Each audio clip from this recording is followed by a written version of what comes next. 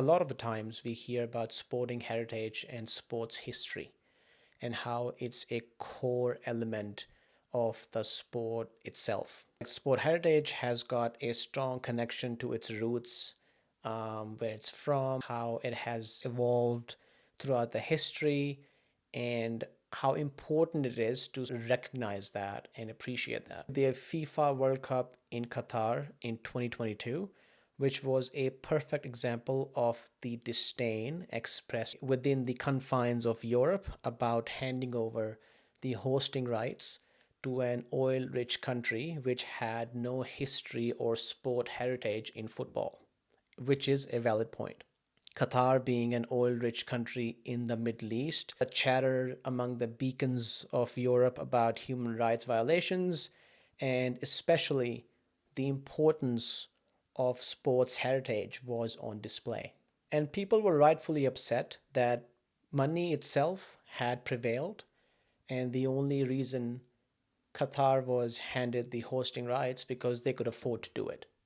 However, the upcoming FIFA World Cup of 2026 is now being hosted by the United States, which is one of the hosting countries for this event. I think the other two, and I could be incorrect, are Canada and Mexico. The United States, it's also a country with not a lot of football history until recently.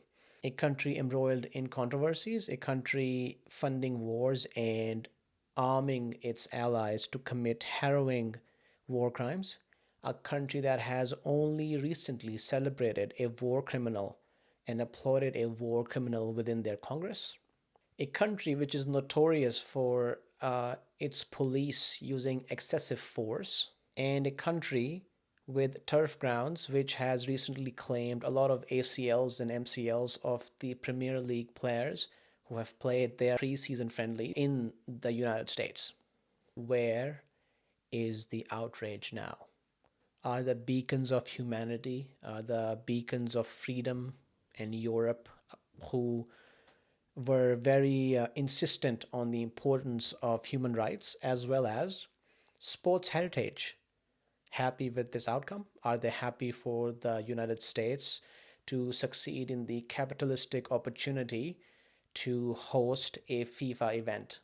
Why is the outrage so intense when it comes down to a country in the Middle East as opposed to a country like the United States? And this is not an attack on the US, so please don't come for me, the CIA. But I just want to point out the drastic contrast in reactions, which is a bit hypocritical.